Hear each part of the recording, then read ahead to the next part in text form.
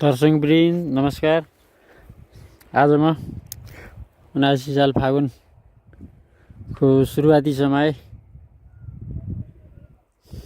12 गते पाल्पा निस्ती गाउँपालिका पूर्वी पाल्पाको निस्ती गाउँपालिका बाका गाउँबाट खेतीपातीको अवस्थाको बारेमा सानो रेकर्डिङ गर्दैछु। यताबाट आमा आउँदै हुनुहुँदैछ। बडा हाँसी खुसीले देखिनुहुन्छ आमा पनि।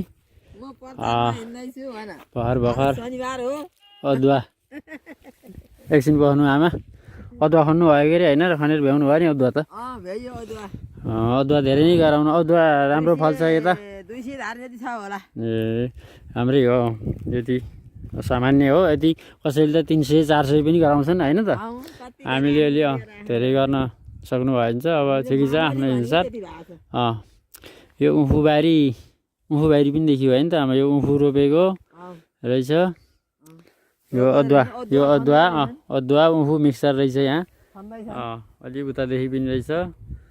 यो यतापट्टिबाट तल पुरै उखुबारी हो। यो सोरोफेरो सबै उखुबारी क्षेत्र। पिपलबारी शालिग्राम पाण्डेजी हाम्रो नेताजी पनि हुनुहुन्छ।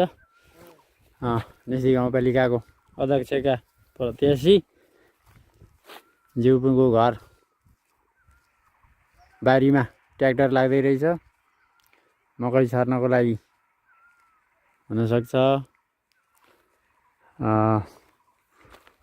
उखुबारीको खन्नको लागि भर्खर यसो भनौँ न खरपतवार पोलेर ठिक पारेर राखेको उखु पकाएको भाँडा, ठुल्ठुलो कराई, फलामको कराईहरू पनि झुलाइराखेको अवस्था रहेछ। अझै मसिन अझै फुकाल्न बाँकी नै रहेछ।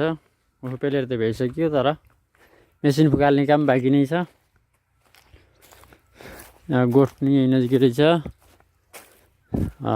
गोठमा हाम्रो चन्नी प्रसाद दाईको चन्नी प्रसाद पाण्डेजी जो ज्योतिषी पनि हुनुहुन्छ। 1 नम्बर नामुद यथार्थवादी ज्योतिषी जीको गोठ र उहाँहरूको बारीको घाँसमा गाउँले दाजुभाइले अदुवा पोलेर सुठी बनाउने भनेर यति राम्रो अदुवा यता सुठी बन्दैछ। यो सुठी हो। यो सबै सुठी हो। अदुवा पकाएर लगभग 4 दिन 5 दिन पकाइसकेपछि बल्ल यो सुठी बन्दो रहेछ। पकाउनको लागि दाउराको व्यवस्था यस्तो सुकेको र काँचो मिसाएर राख्नुपर्ने छ। यहाँ तल पुरै सुकेको राख्दाखेरिमा आगो धेरै दन्किने बल्ने गर्नाले यस्तो काँचो पनि मिसाएर काँचो र सुकेको मिक्स गरेर माथि अदुवाको आँट भयो, तल दाउरा। यो घामले पोल्छ भनेर सुत्न बस्नलाई बनाएको छाप्रो, कटुसको स्याउलाले बारेर बनाएको छाप्रोको व्यवस्था गरिएको रहेछ यहाँ बारीको छेउमा। अनि वरिपरि घाँसपात, बोटबिरुवा, हरियाली। फागुन चैतको सुखायाममा समेत यति हरियाली देख्न सकिन्छ यहाँबाट। यस्तै पारी गेजा गाउँ,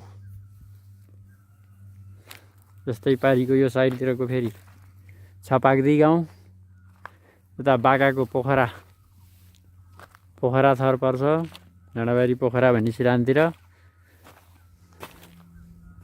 अनि मित्याल निस्ती गाउँपालिका भयो भने मित्याल यो रुट हुँदै यो बाटोबाट त्यो भन्ज्याङबाट पसेर उताबाट यो डाँडा गएर सिधा उतापट्टि मित्याल गइन्छ।